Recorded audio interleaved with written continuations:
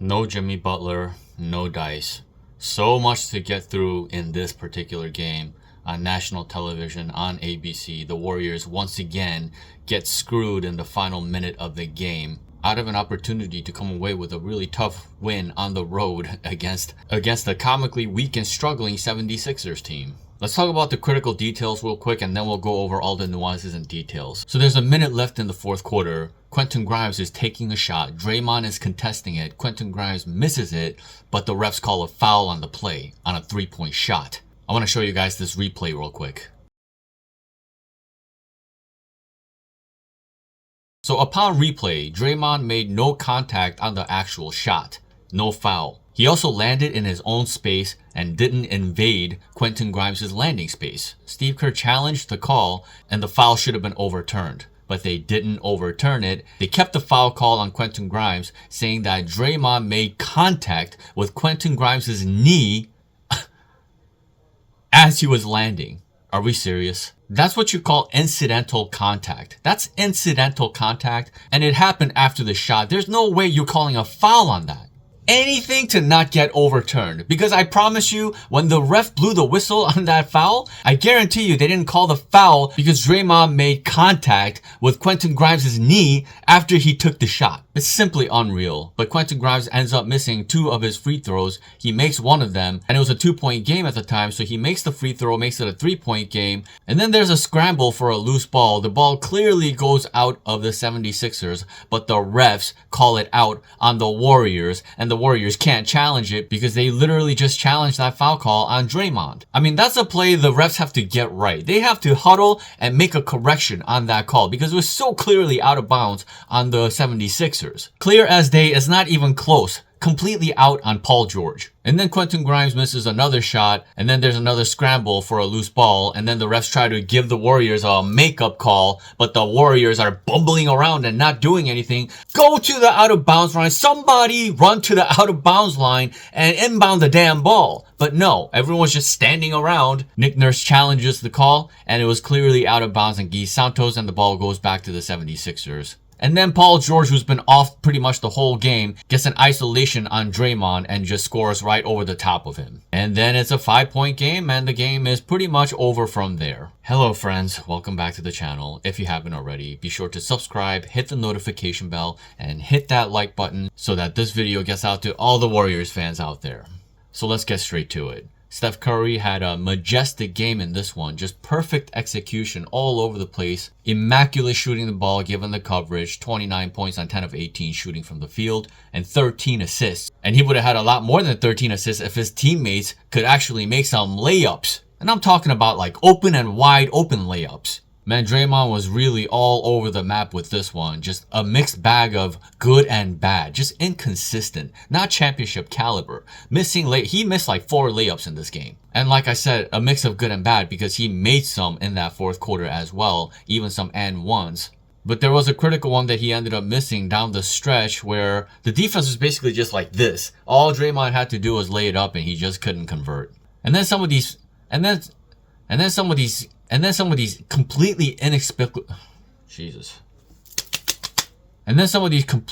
inexplicable turnovers in transition. Draymond's passing just is all over the map. He is inconsistent. It's like he has poor coordination or something. Like if he's running down the floor, dribbling the ball, and he's about to make a play in transition, I almost don't want him throwing the pass because these days it almost feels like Russian roulette with this guy. You just don't know what you're going to get out of one of his passes. Yeah, Draymond's passing has steadily been diminishing over the years. And thank God Jimmy Butler is now on the roster to do more of the passing. Because some of these passes, man, some of these turnovers are just completely unacceptable. And defensively, he was all over the map. At times, he was pretty good playing that small ball 5. And other times, he's just getting cooked. And then he's just letting Yabusele take wide open practice threes left and right. The guy was 4 or 5 at some point from the 3-point line. And Draymond's just gambling and letting the guy shoot. And man, without Jimmy Butler in that starting lineup, that combination of Moses Moody and Brandin Podziemski got completely exposed. And you know, this is something that I've been talking about for a minute now. These two guys,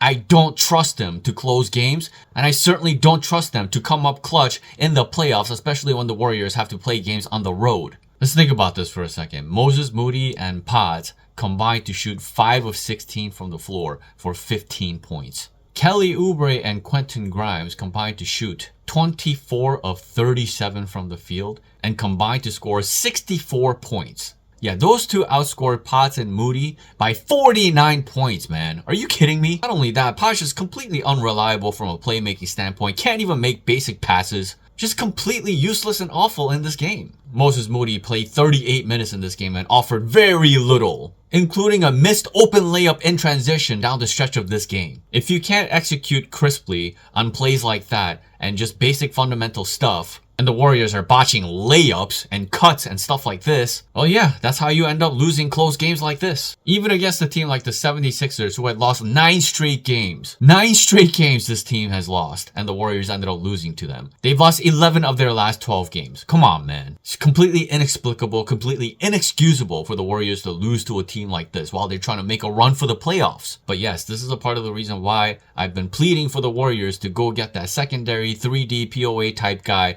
that can reliably play that shooting guard position come playoffs, because Moody and Pods are good players for their age, but they're nothing close to championship caliber. It takes a lot to be a championship caliber player. You have to be crisp and solid across the board in all aspects of the game to be one of those pieces, and neither of these two guys are it. Buddy Hield, I mean, come on, give me a break. The guy looks petrified out there when the Warriors need to execute. I had 3 turnovers in this game, and oh my gosh, just absolutely awful. 2 turnovers in 2 separate quarters where all he had to do was find a wide open Quentin post, and he just couldn't do it. Just threw the ball out of bounds. And then there was another play where he caught the ball in transition and just lost his dribble and lost the ball. The Warriors just had way too many plays like that. These guys are just too unreliable at the shooting guard spot. And please understand the full context of what I'm saying. Like I said, Moody and Pods are good players for their age, but they're not necessarily championship caliber. And the Warriors are trying to win a title this year, right?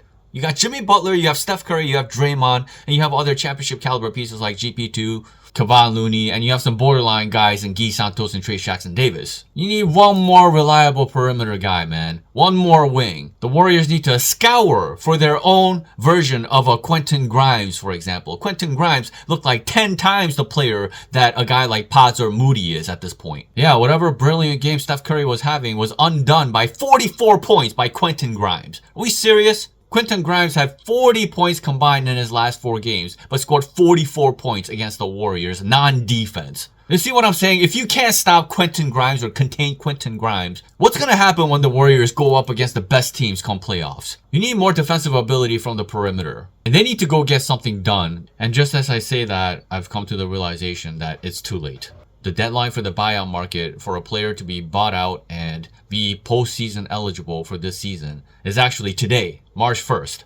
So now they're stuck with this situation, and unfortunately for them, Kevin Knox is not the answer. I was hoping the guy would show out. He has the physical attributes, 6'11" wingspan, 6'7" guy, has some size to him at about 220 pounds, but tonight just completely and utterly useless in the 7 minutes that he did play. Minus 14 in 7 minutes. I mean, that is just god-awful. There were a couple of possessions where if a guy like Jimmy Butler or Gui Santos was there, they would 1000% get that ball. But Kevin Knox doesn't have that dog in him, and so the ball is right in front of him, and he's just not able to grab it with any kind of force, and it just goes out of bounds and it goes to the other team. That's 2 extra possessions where the Warriors could score 4 to 6 points. And yeah, the Warriors were absolutely dreadful whenever Steph Curry was not on the floor. Steph Curry was plus 12 in this game, but with Steph Curry off the floor, they were something like minus 15. And that's the ball game right there. They have too many guys that are just incomplete players. It's so crazy. Paul George and Maxey combined to shoot like 1 of 12 from the field in that first half. The Warriors allowed 67 points to the 76ers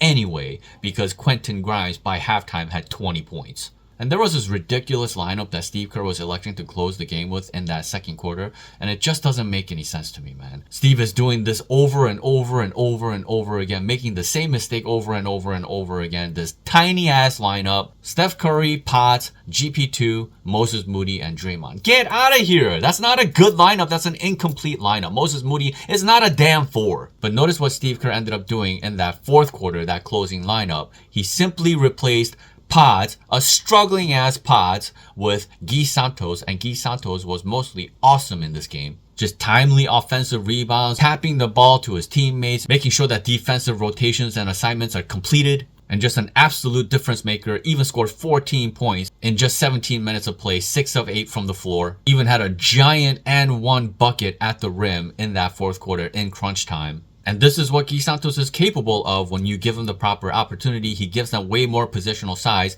and he makes smaller lineups work. The thing breaks apart and doesn't work at all when you put a guy like Moses Moody at the 4. And GP2 was just marvelous. 23 minutes and he was just going off on both ends of the floor, playing connective defense and providing a ton of scoring. And he's just so good next to Steph Curry. He knows exactly when to cut, knows exactly when to screen. The timing of it all, the execution, 7 rebounds, 4 assists, 15 points and 7 of 11 shooting. I mean, this was impressive work by GP2 and he's been really good as of late. And I'm telling you, in a 16 game scenario, he laps guys like Pods and Moody in importance come playoffs. Quinton Post was a mixed bag of good and bad. Offensively, he was pretty good. 16 points, 4 of 9 from the 3-point line is really good. I mean, he's just almost automatic when left wide open. And that's a major luxury for the Warriors to have. But defensively, he's very, very inconsistent. Very little protection at the rim. Guys can kind of just blow by him if he's there. And his reaction time generally is just kind of slow. Doesn't have any burst, doesn't have any quickness, doesn't move his feet really quickly. Those are things that he doesn't possess, and that's what limits him as a potential starting center for the Warriors, especially come playoffs. Like, you can't rely on that. You need a more defensively solid guy in there. But all things considered, I thought he had some really good moments. He also grabbed 9 rebounds. But you could also see he was gassing out, and his conditioning is just not great. At the same time, to end that second quarter, I think he needed to be in the game because he had 8 points at halftime, and he was the second leading scorer on the team. And he only ended up getting 13 minutes in that first half. And I think the Warriors needed him to close the final 2 minutes or so in that second quarter. Because again, that tiny lineup with Draymond at the 5 and Moody at the 4 just doesn't work. At least there was one correction in that lineup, and it was closing with GP2 over Buddy Hield. At least Steve Kerr didn't do that. But yes, obviously Steph Curry was incredible against the Magic, and he continued to be really effective from a scoring standpoint, and he even had a dunk in this game in transition. That's his first dunk since the 2019 season. But again, the brilliance of Steph Curry cannot be enjoyed when it comes at a loss. And I do think despite all the issues that they had throughout the game, they still had an opportunity to win this game. And I think they would have probably won this game if it weren't for those calls by the refs. 2 consecutive calls that really hurt the Warriors. One, that bogus foul call on Draymond Green, not overturning the call, and then giving the ball back to the 76ers when the ball was clearly out on Paul George. And you can see how badly Steph Curry wanted to win this one. Like, his execution was just majestic. It was so crisp in this game, just getting out of traps like it's nothing. And had they won this game, they would have taken sole possession of that 6th seed. Instead, they're now in a dogfight because there's practically no game separating these 4 teams between the 7th seed and the 10th seed. Every single game matters, and this particular game was supposed to be one of the easier games for the Warriors to take care of. Unfortunately, Jimmy Butler ended up sitting out because of back spasms, and you just hope that he's okay and he'll be available for the next one, because the Warriors obviously are a completely different team without him in there. And by the way, another nasty stat. Andre Drummond had 10 points and 9 rebounds at the half. You gotta be kidding me. The guy is dominating the glass, and Steve puts out the tiniest lineup possible to close that second quarter. 67 points allowed in the first half. I mean, that's the game right there. Steve Kerr needs to realize that every segment of every quarter matters, and how you close that second quarter absolutely matters. Because guess what? In the final 2.5 minutes of that second quarter, the 76ers ended up scoring 12 points. See, a team can either score 2 to 4 points in the span of 2.5 minutes of a game, or they can end up scoring 10 plus points depending on how the defense is set up. It's important they pay attention to all the nuances and every detail of every lineup to ensure that they're throwing out the maximum possible lineups that aren't bleeding points because the defenders that are out there are too small and just not good enough. Gui ended up making one critical mistake when it was a 5-point game with about 20 some seconds left in that fourth quarter. He inbounded the ball and then didn't get out of there quickly enough to receive the pass from Draymond to execute a play. But other than that, he was basically flawless in the minutes that he ended up playing tonight, and he showed a lot of potential to be a part of possibly closing lineups when Jimmy Butler is in there. Then you can go with an even bigger lineup. Let's say Draymond is at the 5, Butler is at the 4, let's say Gui Santos is at the 3, next to GP2 and Steph Curry. And that may be a potentially viable closing lineup. If you want to go even bigger, especially when Jonathan Kuminga comes back, then maybe you can do a lineup of Steph Curry, Jimmy Butler, Jonathan Kuminga, Gui Santos, and Draymond. And that will form a pretty big, small lineup that can really coexist and have a lot of switchability, have a lot of rebounding ability. And these things are really vital if you want to run these small lineups. You have to be able to take care of the fundamental things if you want to run lineups like that. Absolutely unacceptable and terrible loss, but we did see some really good things along the way. There are some positives to take from this game, and the good news is that the Warriors still have 22 games remaining on the season. There's a lot of time to make up room and try to gain ground in the standings so that they are a definitive playoff team. Having said that, the fact that Jimmy Butler is having back spasms is a point of concern. It's time to put him back into that small forward position where he belongs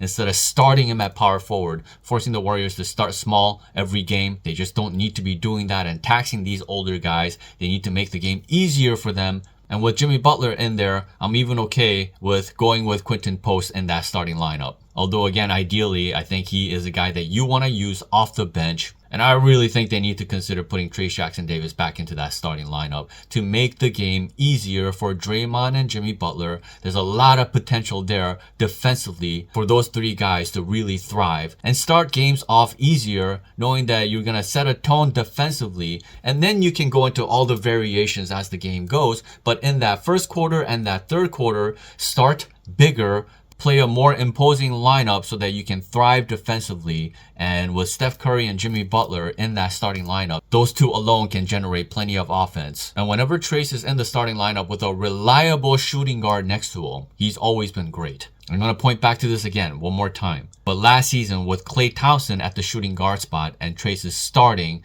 next to Draymond and Andrew Wiggins, they had a net rating of 28. And with even Melton in the starting lineup this season next to Steph Curry, that unit with Trace also in the starting lineup also had a net rating of 21. Even with Lindy Waters at the shooting guard spot, that unit still had a net rating of like 8. So imagine the potential of a bigger lineup with Trace in there when the forward tandem is Jimmy Butler, Draymond Green, and Trey Jackson-Davis. That's a lot of defensive ability right there. And again, the bigger point is that you are relieving Draymond of his duties at the center spot and relieving Jimmy Butler of his duties at power forward. It's imperative that the Warriors are able to finish strong in the final 22 games, but it's also imperative that their older guys go into the playoffs fresh. And going bigger is the most viable way to do that. That's all I got for now. Thank you so much for watching. Until next time.